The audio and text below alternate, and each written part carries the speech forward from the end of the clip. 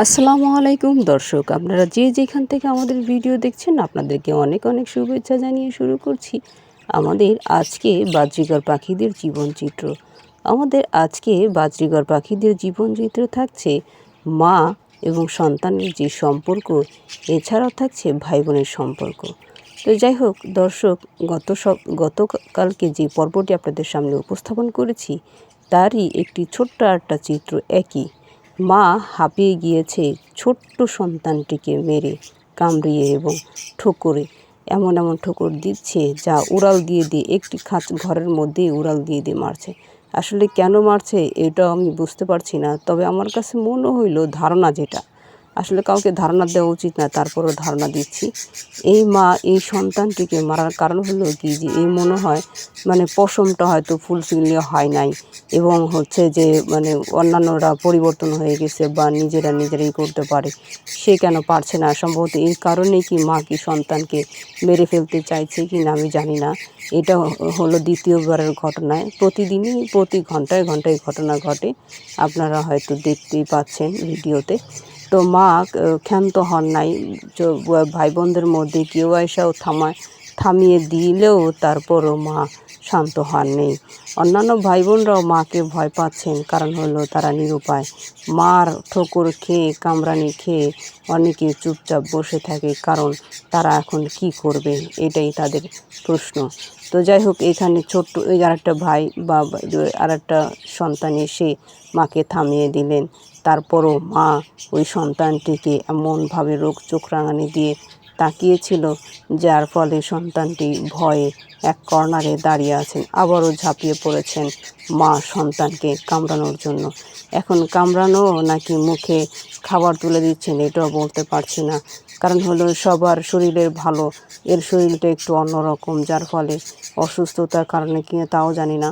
তো মা রাগে দুমড়ে মুচড়ে তাকিয়ে আছেন এক দৃষ্টিতে সেই সন্তানকে মেরে ফেলার জন্য বা কামড় দেওয়ার জন্য কিংবা ঠোকর খাওয়ার জন্য।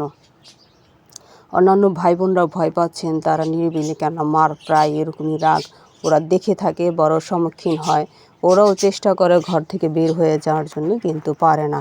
কেন হলো আরেকটু করা দরকার, কারণ আর একটু খাবার ঠুকরিয়ে ঠুকরিয়ে খাওয়ার মতো তাদের অ্যাবিলিটি হয় না। তো যাই হোক দর্শক, এরা ভয়, যেরকম ভয় তেরকম তাদের সম্পর্কের মধ্যে মধুর সম্পর্ক। ভাই বোনরা একজন আরেকজনকে সুন্দরভাবে করে দিচ্ছেন, মেসেজ করে দিচ্ছেন, চোখের দিক দিয়ে কিংবা শরীরের পশমের কোনো ঝামেলা আছে কি না সেটাও তারা দেখে থাকেন। কারণ হলো একটা রুমের মধ্যে, ছোট্টখাটো একটি রুমের মধ্যে গাদাগাদি করে বসবাস করা, এখানে কেউ কারো যত্ন নিতে পারে না। তো যাই হোক, ভাই বোনরা এমনই হয়ে থাকে, কারণ হলো সবচাইতে ষষ্ঠ 6 নম্বর যে ছানাটি, তাকে চোখে মুখে এবং চোখের সাইড দিয়ে চোখের পাপড়ি সমস্ত কিছু তারা করে দিচ্ছে, কিন্তু যে ঠোকর খেয়েছে, মার খেয়েছে, ওই নিরুপায় হয়ে এক কর্নারে চুপচাপ বসে আছে। তো যাই হোক দর্শক, যেটা আগেই বলেছিলাম, মায়ের সম্পর্ক এবং ভাই বোনের সম্পর্ক একটু ব্যতিক্রম। মা তার সন্তানকে যেরকমভাবে দেখে, ভাই বোনরাও তারা ওরকমভাবে দেখে না। কারণ হলো আপনার ভিডিওতে দেখতেই পাচ্ছেন, ষষ্ঠ নাম্বার 6 নম্বর ছানাটিকে আরেকটি ছানা সুন্দর করে চোখের পাশ দিয়ে, বুড়োর পাশ দিয়ে, পশমের প্রত্যেকটি গোড়ায় গোড়ায় কোনো রকমভাবে কিছু আছে কিনা তা দেখিয়ে দিচ্ছে।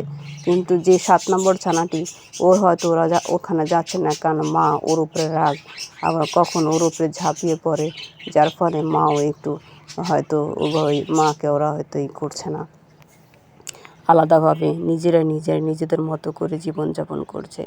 তো যাই হোক দর্শক, এখানে আমার একটি বিষয় হলো, এখানে শিক্ষণীয় বিষয় না, আমাদের পরিবারে আমরা যারা মানুষ বা আমরা যারা আছি, এখানে যে ছোট্ট সন্তানটি, ওর উপরেই বেশিরভাগই আসলে মারধর বেশি পড়ে বা বেশি মায়ের খায় ছোট যে সন্তান। আর বড় যে সন্তান, এর খালি শিক্ষাই দেওয়া হয়, আর ছোট যে সন্তান তারা খালি পিটানি আর পিটানি। আর এর মাঝামাঝি যারা আছে তারা তো গা ভাসায় বা গা ঢাকিয়ে দেয়।